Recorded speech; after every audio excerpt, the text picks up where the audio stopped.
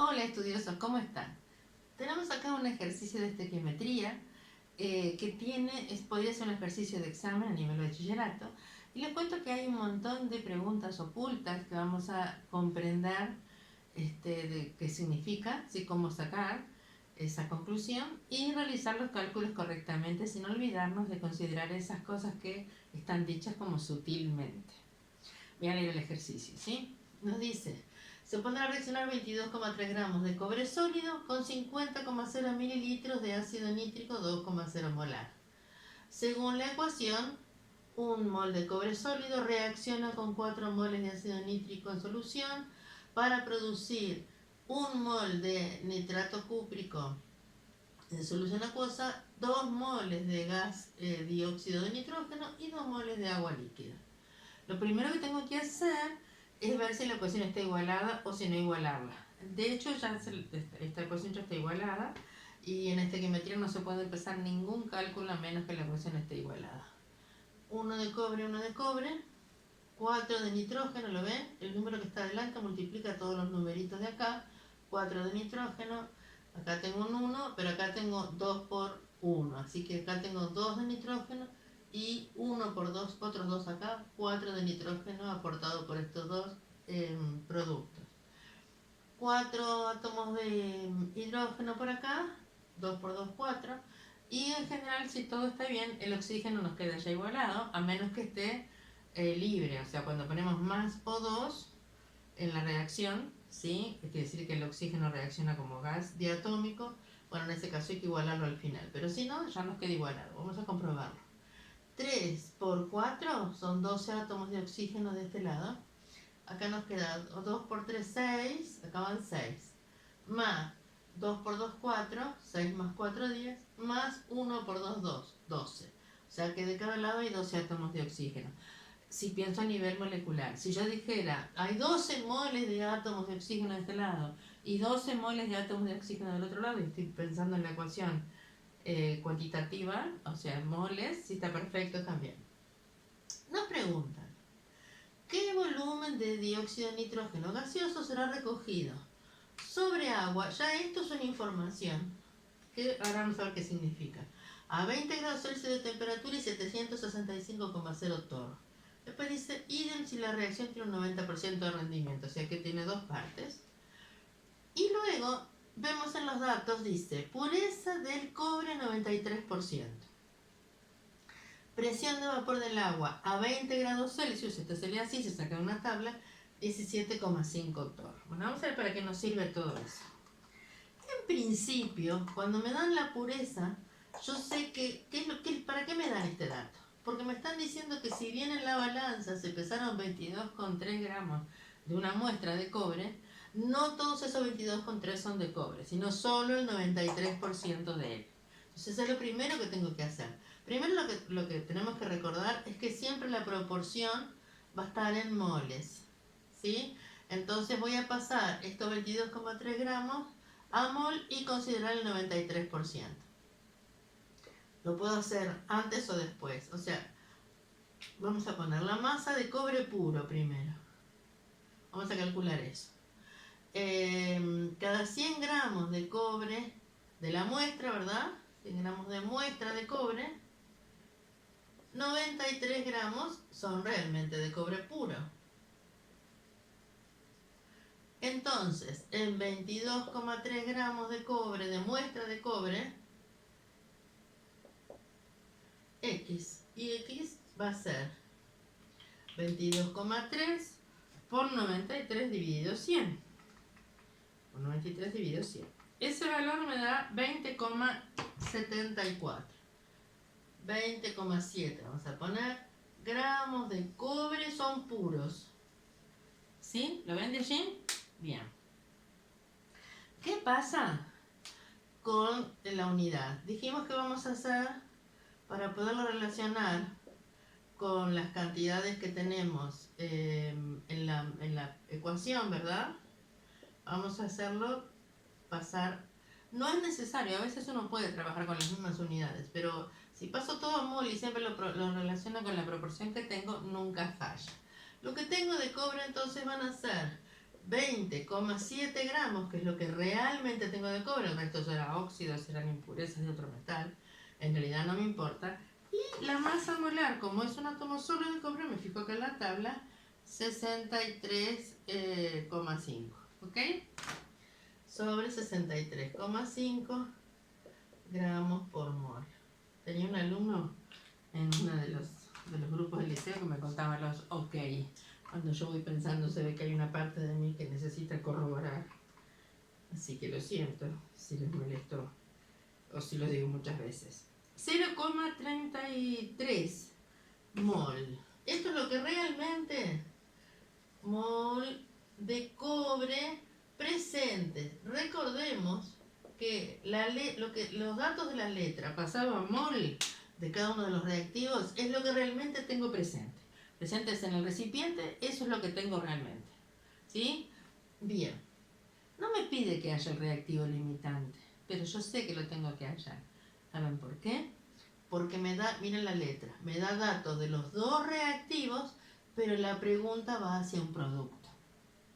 ¿Entendieron bien? O sea, me dice, tengo tanto de cobre y tanto de ácido nítrico. ¿Cuánto obtengo de NO2? ¿Por qué necesito hacer un reactivo limitante? Porque quizás estén en cantidades estequiométricas, quiere decir en cantidades justas para esta proporción. Por lo tanto, en realidad podría ser que no haya problemas en cuanto a lo que necesito, que poder calcularlo tanto de lo que tengo de cobre como de lo que tengo de ácido nítrico. Realmente hay que hacer el reactivo limitante, hay que hallarlo porque los cálculos posteriores van a tener que ser a partir del reactivo limitante. Entonces, ya sé lo que tengo de cobre. Ahora me va a faltar lo que tengo presente de ácido nítrico. Si es una solución acuosa, voy a tener una molaridad y un volumen, o una concentración en gramos por litro y un volumen. Por lo general, me dan esos datos, y recordemos que molaridad por volumen nos da cantidad química del soluto. Ojo acá, estas M's y N's siempre se confunden. La M con un techito es la masa molar molecular, que es la que saco de la tabla periódica. La M sin techo es la molaridad, que es unidad de concentración de soluciones, para soluciones. La N minúscula es cantidad química, que es la cantidad expresada en mol. La M minúscula es la masa en gramos. Por ahora no tenemos más, pero sepan que hay muchas letritas que hay que estar mirando lo que significan en el contexto. Molaridad 2,0 mol por litro, y el volumen de 50 mililitros. Recordemos que para pasarlo a litro simplemente ponemos litros por mililitro, perdón. Por eso la menos 3 litros por mililitro. Entonces hacemos así, y en realidad la cantidad me va a quedar en mol. 2 por 50, por supuesto que lo vamos a hacer con la calculadora, pero vamos a razonarlo un poquito. 2 por 50 es 100. 100 es 10 a la 2. 10 a la 2 por 10 a la menos 3 es 10 a la menos 1, o lo que es lo mismo 0,1 mol. Y otra vez, como dije antes, de ácido nítrico presente. Estas son las dos cantidades que me dice la letra que tengo, con los datos de la pureza y de volumen y molaridad. Tengo 0,33 en un recipiente. Lo que realmente puse fueron 0,33 mol de cobre y 0,1 mol de ácido nítrico. ¿Sí? Bien. ¿Dónde voy ahora? Ahora voy a hallar el reactivo limitante. Quiere decir que siempre me voy a quedar con estos dos para hallar el reactivo limitante. Entonces miro el numerito de adelante y digo, vamos a ponerlo acá, reactivo limitante. Esta es la forma de hallarlo. Primero paso las cantidades de la letra, eso es como un caminito. Para hacer el reactivo limitante, las cantidades que me da la letra de cada uno de los reactivos la paso a mol. Y recuerdo que esos son los moles reales. Tengo que tener en cuenta la pureza, por ejemplo. Entonces, ¿qué me dice la letra? Dice, un mol de cobre sólido reacciona con 4 mol de ácido nítrico. ¿Cuál de los dos elijo para mi regla de 3? cualquiera. Porque siempre, o me va a dar que es el reactivo limitante, o me va a dar que ese no es el reactivo limitante y por lo tanto es el otro. ¿Qué pasa si tengo tres reactivos? Bueno, si tengo A más B más C, que da productos, y tengo cantidades de los tres, ¿sí? Entonces, voy a pasar ahí porque no se ve. Supongo, en esta reacción hay dos, ¿verdad? Si yo tuviera tres reactivos, ¿cómo sé cuál es el reactivo limitante? Bueno, tomo los datos de dos, igual que hice acá, y veo de esos dos cuál es el reactivo limitante. Me quedo con ese y lo comparo con los datos del siguiente.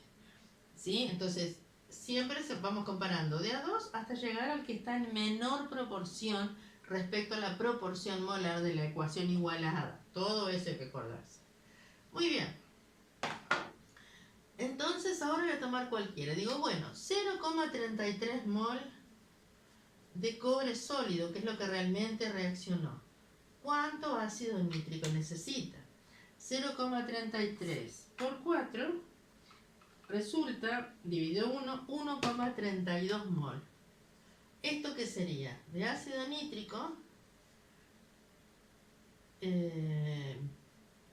necesario, porque es lo que calculamos por regla de 3, son 1,32 mol, ¿verdad? Ahí está. Mol, muy bien.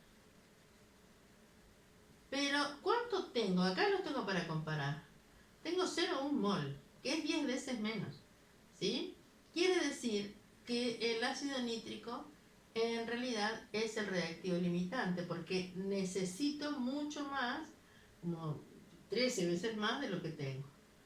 ¿Sí? ¿Entienden eso? La cantidad que hay es 0,1 mol de esta sustancia, pero la necesaria por la proporción es 1,32. Por lo tanto, reactivo limitante el ácido nítrico. Muy bien. Vamos a pensar un poquito entonces hasta acá. ¿Es importante lo de la pureza en este caso?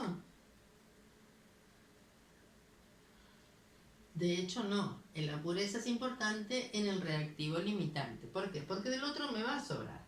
De hecho, si hubiéramos puesto los 22,3 gramos, fijémonos, 22,3 dividido 63,5, serían 0,35 moles. O sea, 0,35 por 4 daba 1,4. Quiere decir que todavía me daba más limitante el ácido nítrico. No me cambiaba eso de que el limitante es el ácido nítrico. Y como, o sea que la pureza realmente importa cuando se trata del reactivo limitante, porque si no es el reactivo limitante y hay en exceso, entonces no nos interesa demasiado.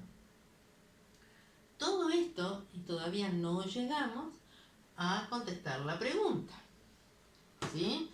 Así que voy a borrar y me voy a quedar con los 0,1 mol de ácido nítrico presente, ¿ok? Ok, otra vez. 0,1 mol de ácido nítrico presente. Bien,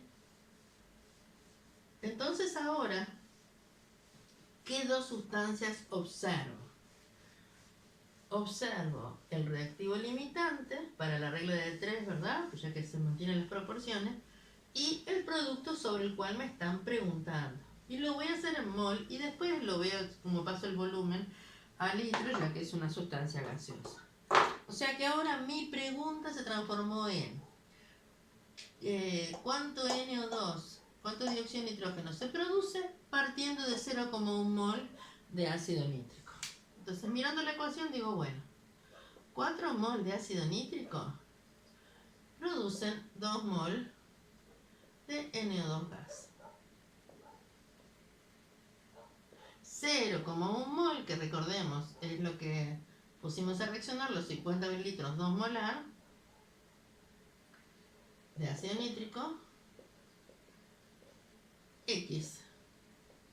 X es 0,1 por 2 sobre 4. Hacemos 0,1 por 2 dividido 4 es 0,05.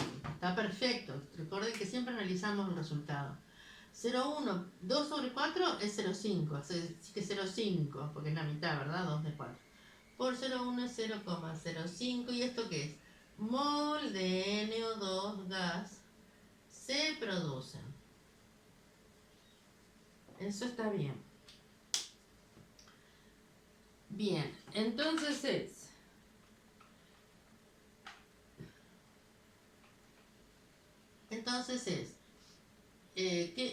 siempre voy a la pregunta. ¿Ya llegué a lo que me estaban preguntando?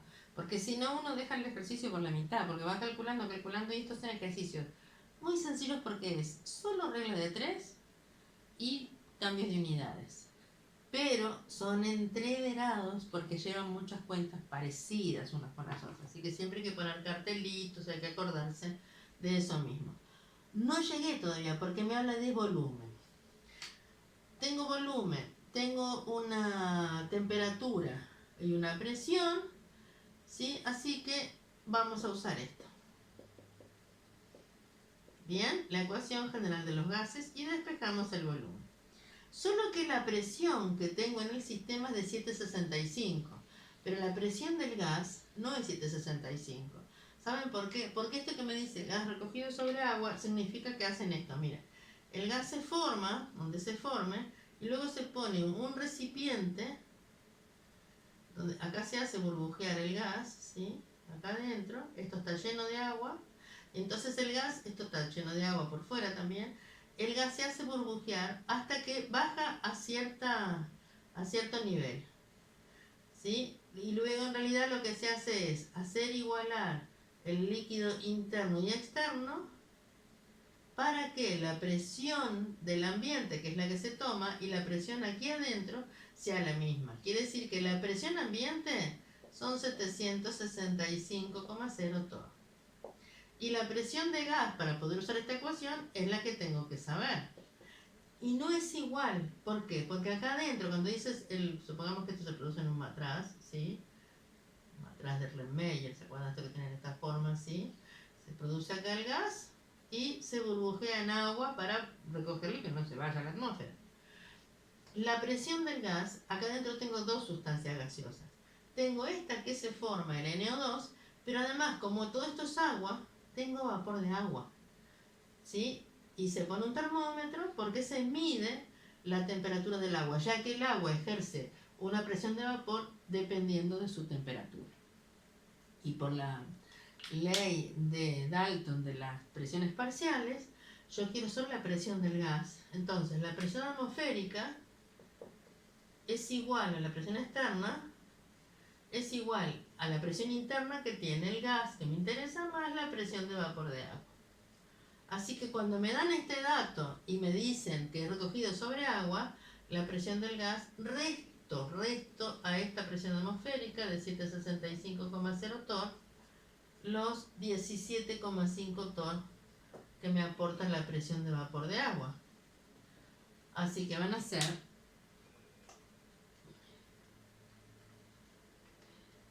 747,5 torr. Y eso es importante. Y sí, porque el resultado del volumen no sería lo mismo del gas recogido. Entonces, el volumen, lo despejado acá, es los moles por R por T sobre la presión real del gas. Así que vamos a responder la pregunta y sería, voy a bajar un poquitito, si llegamos hasta allí, sería el volumen. Acá, 0,05 mol, no encontraba el dato, 0,05 mol de gas por 62,3 o como 36, porque uso esta unidad, todo por litro sobre mol por Kelvin. Y ahí me doy cuenta, opa, la temperatura no la subí todavía. Así que la temperatura va a ser 20 más 273 Kelvin, son 293 Kelvin. Y siempre la temperatura en esta ley la tengo que expresar en Kelvin. Por 293 Kelvin dividido la presión del gas, que son 747,5 torr. Ojo acá que si usamos la presión en torr, tengo que usar este valor de R. Si no, si usar la presión de atmósfera, tendría que usar 0,082. O sea, fíjense que en el video de gases está la deducción de R y cuánto vale según las unidades.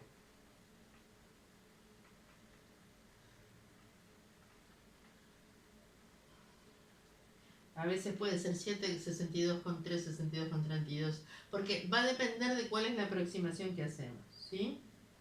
Y ese valor nos da 1,22 litros. 1,22 litros. Recién ahí, que el volumen de gas recogido es 1,22, recién ahí llegué a la respuesta A. Fíjense. Todo lo que tuve que hacer para llegar hasta ahí sin errores. Así que tengan cuidado porque cuando hacemos un ejercicio siempre tenemos que preguntarnos. A ver, tengo todas las sustancias. En realidad la pureza la hice para que vieran cómo resultaba. Y yo no sabía cuál era el reactivo limitante previamente. Si yo hago el reactivo limitante y justo me preguntan, bueno, si la pureza de ese reactivo no es del 100%, ¿eso afecta al resultado? Tengo que decir que sí. Si en realidad ya sé cuál es el reactivo limitante y me preguntan si la pureza del reactivo en exceso, el otro que no es el limitante, no es del 100% y es un poquito menos, como 90 y algo, ¿afecta el resultado? Y bueno, no, porque realmente el que influye en el resultado es el reactivo limitante. Bien, la parte B me dice idem. ¿Qué es idem? Como la misma pregunta, ¿qué volumen de NO se produce con estas cantidades iniciales? Pero me dice que la reacción tiene un 90% de rendimiento. ¿Por qué puede ser que la reacción tiene un 90% de rendimiento? En este caso no se lo puedo achacar al 93% de pureza, que a veces puede coincidir, porque no es el reactivo limitante. Puede ser que esto tenga un pequeño escape de gas. Es cierto que se esperaba producir un poquito más. ¿Entienden? Como es gas y no lo veo, puede ser que la juntura de todos los taponcitos no sea 100% eficiente. También puede ser que el gas tenga una cierta solubilidad en agua y entonces se queda una parte del gas en el agua. Son todas cosas que sobre todo en la parte experimental, hay que tener en cuenta. Pero esto es muy fácil, porque el porcentaje de rendimiento, esto sería si el porcentaje de rendimiento fuera el 100%. Entonces cuando le aplico un porcentaje de rendimiento del 90%, es simplemente, fíjense, 1,22 litros corresponde al 100% de rendimiento, 90% X. ¿Sí? Y esta X vale 1,22. Acá puede ser por 90 sobre 100. Pero para hacer un porcentaje también puedo multiplicar simplemente por 0,9 y ya nos da el resultado, 1,8. Esto nos da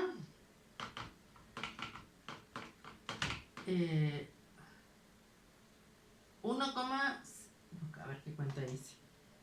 1,22 por 0,9 o no, ahí va. 1,098 quiere decir que va a ser 1,1 litro. ¿Sí? Porque si como era 1,098 sería 1,10. En realidad aproximando, ¿sí? Para tener las mismas cifras significativas. Ahora sí. Y ahora sí terminó el ejercicio. Fíjense que el porcentaje de pureza tiene que ver con los reactivos y que el porcentaje de rendimiento tiene que ver con los productos. O sea, reactivos son los que están a la izquierda de la flecha, productos los que están a la derecha. A veces, no lo puse acá, pero a veces se puede poner así. Una flechita que indica que el gas se produjo durante el proceso. Y si esto no fuera soluble y quedara en sólido, les cuento, porque esto hay otro video de flechitas. Bueno, ya es una flechita que significa que es un precipitado, un sólido que se forma en el interior de un líquido.